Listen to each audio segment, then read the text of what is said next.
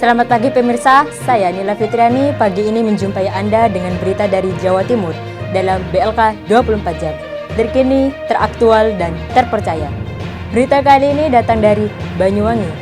Baru-baru ini LP Ma'arif NU Banyuwangi menjalin kerjasama dengan Kementerian Ketenagakerjaan untuk menjadi salah satu lembaga yang dapat menaungi peserta pelatihan kerja atau BLK Cabang Banyuwangi, dan angkatan pertama telah dilaksanakan pada 30 Oktober tahun 2022 hingga saat ini.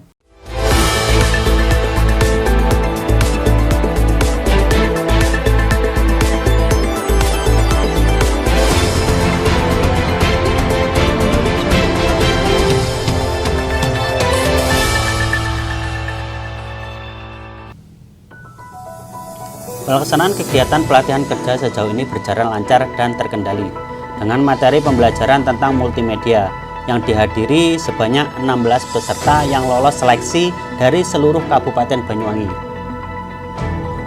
Antusias peserta terlihat dari semangat mereka mengikuti kegiatan ini dengan materi yang kekinian, yaitu multimedia dan metode pembelajaran yang dikemas begitu asik dan unik oleh instruktur, sehingga para peserta tidak merasa jenuh ataupun bosan selama menjalani pelatihan kerja ini.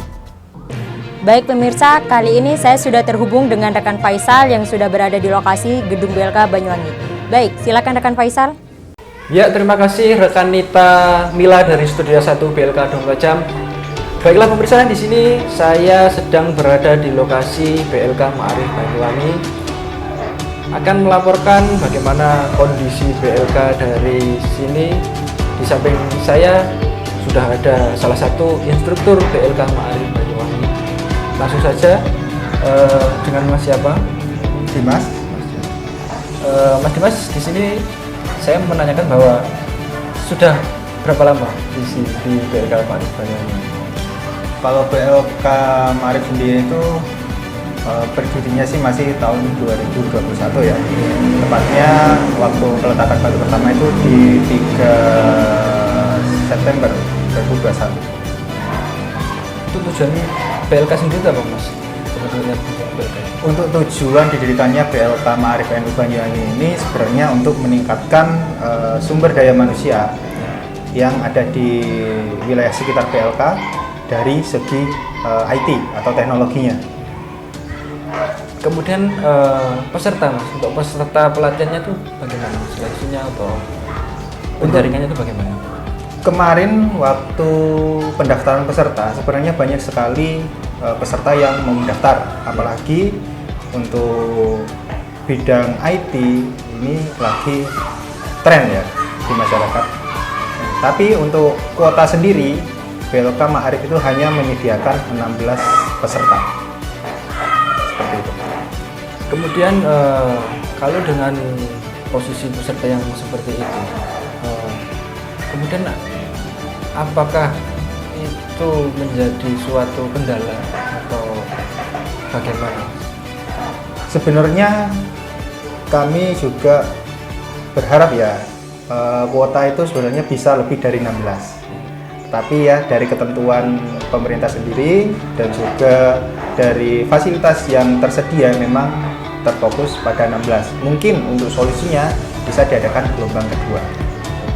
Jadi suatu saat nanti ada gelombang kedua berarti? Iya, ada gelombang kedua. Terus gini Mas, kenapa kok BLK kalau misalkan di seluruh Indonesia kan banyak, ada yang BLK pelatihan yang sifatnya dalam bentuk barang misalnya apa gitu. Kenapa kok milih multimedia? Nah, kenapa minta di multimedia? Sebenarnya ada tujuan khusus berdirinya BLK ini. Jadi dari pimpinan kami itu menginginkan bahwa kita itu melakukan pelatihan yang melatih untuk bisa terjun di media sosial media. Gitu. Ya, apalagi sekarang kayak branding khususnya kan untuk sekolah ya. Jadi branding sekarang itu lebih efektif di media sosial. Jadi untuk SDM-nya sendiri itu kebanyakan masih sedikit yang bisa menguasai multimedia di sosmed untuk pembuatan meme dan lain sebagainya. Itu masih sedikit. Maka pimpinan kami memilih jurusan multimedia untuk meningkatkan SDM agar bisa memenuhi aspek yang kurang itu. Jadi dalam IT multimedianya itu bisa terbangun untuk kalangan sekolah dan masyarakat juga. Terutama yang di komunitas Ma'arif. Iya, kalau khususnya di komunitas LT Ma'arif sendiri. Terus yang saya mau tanyakan lagi Mas Dimas itu bagaimana metode pengajaran di PLK sendiri itu bagaimana? Oke, kalau metode pembelajaran sendiri saya lebih kalau istilah saya itu belajar digital. Karena apa? Saya tidak akan terfokus dengan buku. Yang notabene sekarang orang kalau baca buku itu kadang ada perasaan bosen atau boring atau ya mungkin baca buku ya gitu-gitu aja. Tetapi saya mengambil metode yang menarik dengan memanfaatkan teknologi yang sekarang sudah ada. Misal kayak pembelajaran secara daring dengan kuis-kuis yang berbentuk permainan game website dan lain sebagainya. Itu akan menjadi lebih menarik. Untuk nanti hasil akhirnya itu apa Mas yang diharapkan Mas Dimas dari peserta ini? Oke, Setelah melalui proses ini tentunya, proses pelatihan tentunya. ya, untuk hasilnya sendiri saya berharap agar nanti peserta ini bisa menerapkan ilmu multimedianya atau mungkin bisa menurunkan ilmu multimedianya setelah belajar dari sini ke masyarakat atau bisa diterapkan di lembaga sekolahnya masing-masing gitu. Jadi nggak stuck harus setelah selesai pelatihan ini ya cuma dibiarkan aja sebatas habis belajar gitu. Nah, saya berharap agar semua peserta nanti ini bisa memanfaatkan ilmunya dan juga bisa menerapkannya di kehidupan sehari-hari, karena multimedia sendiri itu merupakan salah satu bidang yang fleksibel ya. Untuk waktu pelatihannya berapa Mas? Kalau untuk waktu pelatihannya itu dari ketentuan PLK sendiri ini 30 hari. 30 hari. Untuk kemudian saya kira sudah semuanya ya Mas. Terus saran Mas Dimas sendiri untuk PLK Ma'arif itu gimana Mas? Oh, saran ya?